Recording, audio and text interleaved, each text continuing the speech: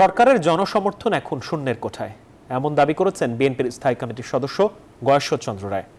শুক্রবার নয়াপল্টনে খালেদা জিয়া নিঃশর্ত মুক্তির দাবিতে আয়োজিত সমাবেশে বক্তারা বলেন, অন্যায়ভাবে যারা বেশি দিন ক্ষমতায় থাকে তাদের পরিণতি কখনো ভালো হয় না। সংসদ নির্বাচনের মতো উপজেলার ভোটও সাধারণ মানুষ বর্জন করেছে বলেও দাবি করেন বিএনপি নেতারা। সমাবেশ শুরুর সময় শুক্রবার বিকেল ৩টা, কিন্তু তার আগেই বিএনপি চেয়ারপারসন বেগম খালেদা জিয়ার নিঃশর্ত মুক্তির স্লোগান নিয়ে নয়াপল্টনে জড়ো হতে থাকেন নেতাকর্মীরা।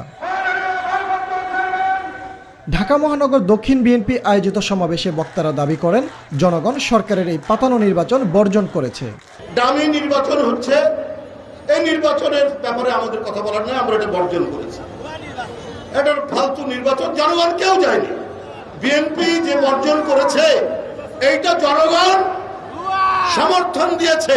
আমি আজকে এই জনসভায় এদেশের মানুষ, কোটি কোটি মানুষকে আন্তরিক শুভেচ্ছা ধন্যবাদ জানাই বিএনপির পক্ষ থেকে। তারা আরেকটি পাতানো নির্বাচন, আরেকটি জালিয়াতির নির্বাচন, এই নির্বাচন তারা বর্জন করেছে।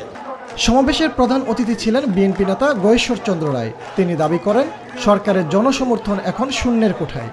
সরকারের রিপোর্ট করতে কার হাতে? মোদির হাতে, না অজিত দুলালের হাতে, না রয়েল চিফের হাতে। তাদের রিপোর্ট করলে তো আপনাদের উত্তর হয়।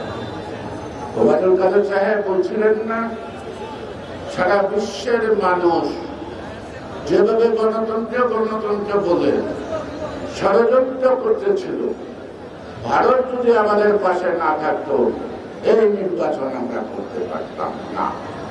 তাহলে ভারতই আপনাদের কাছে। সমাবেশ শেষে নয়াপল্টন এলাকায় মিছিল বের করে বিএনপি। দলীয় কার্যালয় থেকে শুরু হওয়া মিছিল কাকরাইল মোড়, ফকিরাপুল ঘুরে আবার নয়াপল্টনের সামনে গিয়ে শেষ হয়। ফজলে রাব্বি, সৌরভ, নিউজ 24, ঢাকা।